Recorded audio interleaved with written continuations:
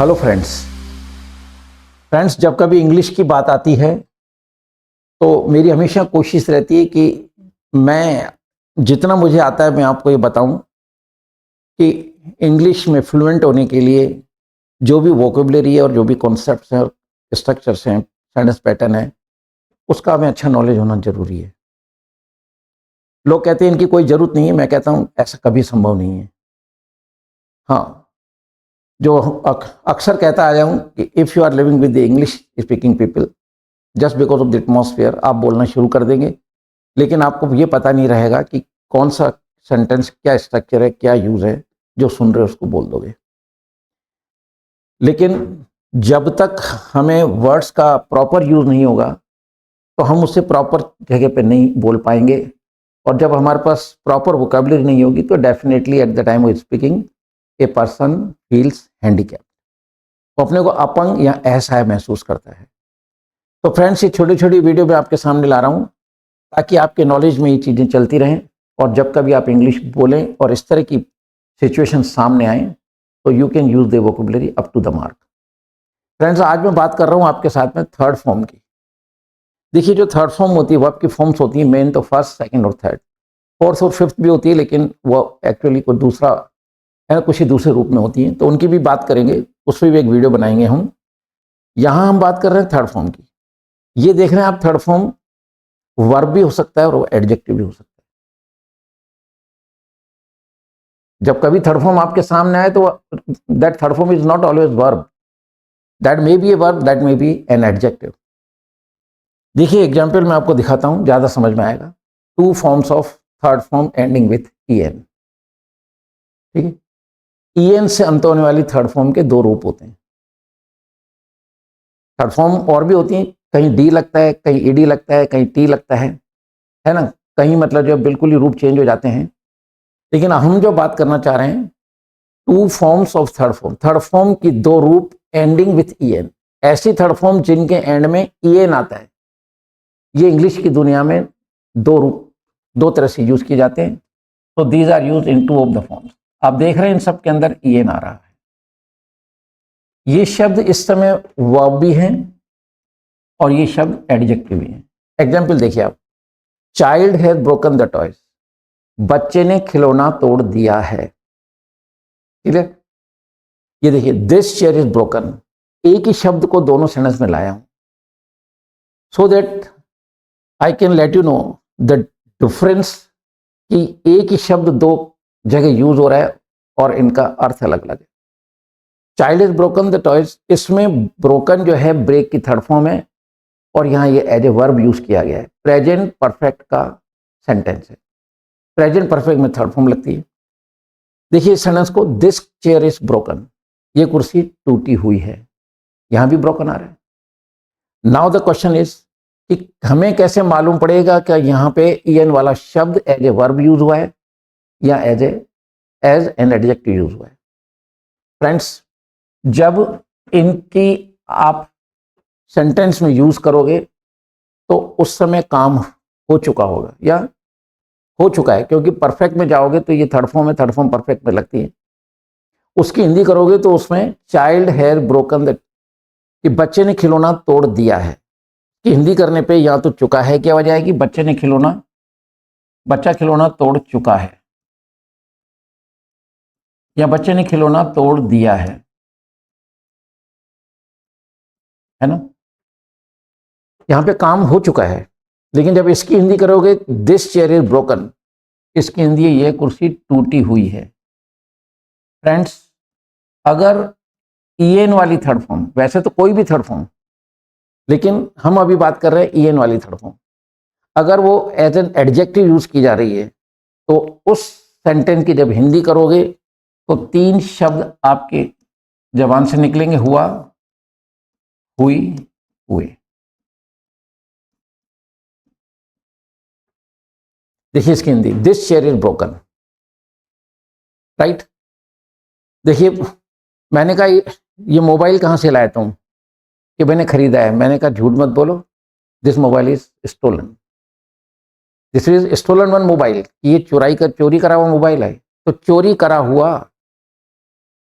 यह देखिए आप, कि फॉरेन कंट्री में जाइए तो वहाँ फ्रोजन रोटियां होती हैं, फ्रिज में लोग रोटियां रखते हैं क्योंकि समय कम होता है उनके पास, निकालते हैं गर्म करके खाते हैं, तो कहते हैं फ्रोजन ब्रेड्स हैं, है ना। मतलब हिडन जो आ रहा है, देखो कोई भी चीज़ है, मैंने कहा इट इज हिडन हियर, कि यहाँ पे जिसका, जैसे मैंने कहा कि मान लो फॉरगेट, FORGET, ठीक है, जब इसको हम बोलते हैं तो अधिकतर लोग बोलते हैं फॉरगेट, वॉवल के बाद आर साइलेंट रहता है, तो real accent of this word is forget it. तो यहाँ पे जो आर है ये हिडन है, इसका जो एक्सेंट है आर हिडन है, राइट। तो हिडन मतलब छिपा हुआ, और मैंने छिपा दिया है, I have hidden it, I have hidden it. अगर मैं इसको आई हैव हिडन इट बोलता हूं तो यहाँ पे हिडन, मैंने इसे छिपा दिया है क्योंकि छिपाने का काम हुआ है, तो यहाँ हिडन एज ए वर्ब। लेकिन दिस थिंग इज हिडन, कि ये चीज मतलब गुप्त है, किसी को बताई नहीं कि ये छिपी हुई है। तो फ्रेंड्स आप ध्यान रखें कि जब कभी भी ईएन वाले खास करके शब्द आपके सामने आए, दे मे बी ए वर्ब और दे मे बी, है ना, दैट मे बी एडजेक्टिव्स, वो एडजेक्टिव भी हो सकते हैं। तो उसका आप जब सेंटेंस की हिंदी करोगे, हुआ, हुई, हुए, ये तीन आवाज आती हैं, उस समय ये थर्ड फॉर्म वर्ब नहीं है, एडजेक्टिव है, राइट, जिसको पास्ट पार्टिसिपल के नाम से भी जाना जाता है। और यहाँ ये third form as a verb use की गई है, परफेक्ट टेंस का सेंटेंस है। फ्रेंड्स यहाँ हम एक बात और आपको बता दें, second point, adjective plus EN is equal to verb. कई मर्तबा, मैनी टाइम्स हम एडजेक्टिव में ईएन लगा देते हैं तो that becomes a verb, this is called verb formation. तो देखिए एग्जाम्पल्स आपके सामने, adjective plus EN is equal to verb.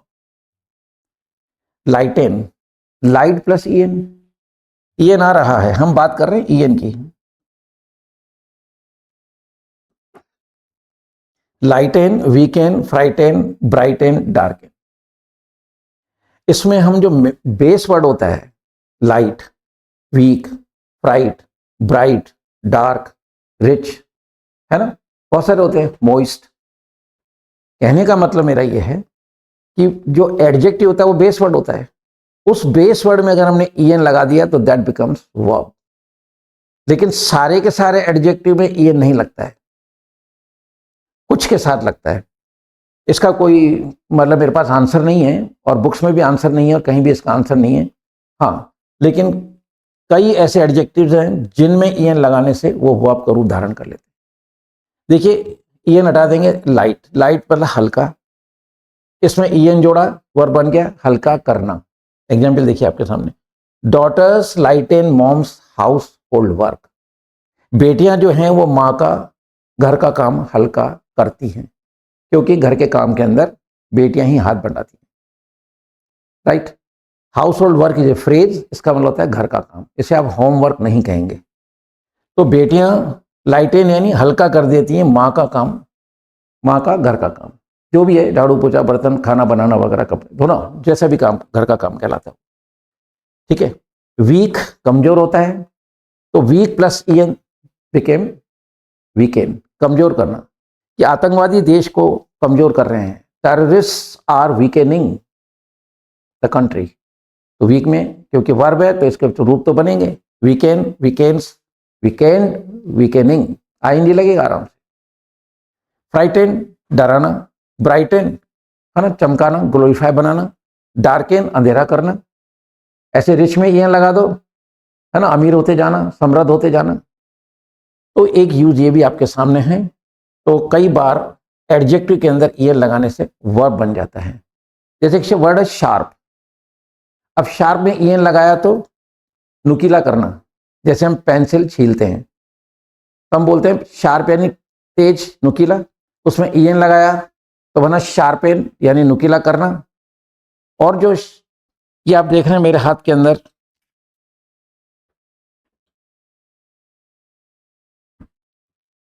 देखिए ये जनरली इसको लोग बच्चे कहते हैं sharpener, the word is sharpener. Sharp में ईएन लगा, वर्ब बन गया, फिर उसमें ईआर लगाया तब ये बना शार्पेनर। पेंसिल छीलने वाला जो भी टूल है हमारे पास ये, है ना। तो इस चीज को आप ध्यान रखेंगे कि कई बार एडजेक्टिव में ईएल लगाने से वर्ब बन जाते हैं कि वो तो अमीर होता जा रहा है, ही इज रिचेनिंग, पर इस तरह के सेंटेंस सुनने में नहीं आते हैं। और जब कभी कोई बोल जाता है तो हमें लगता है पता नहीं क्या बोल रहे हैं।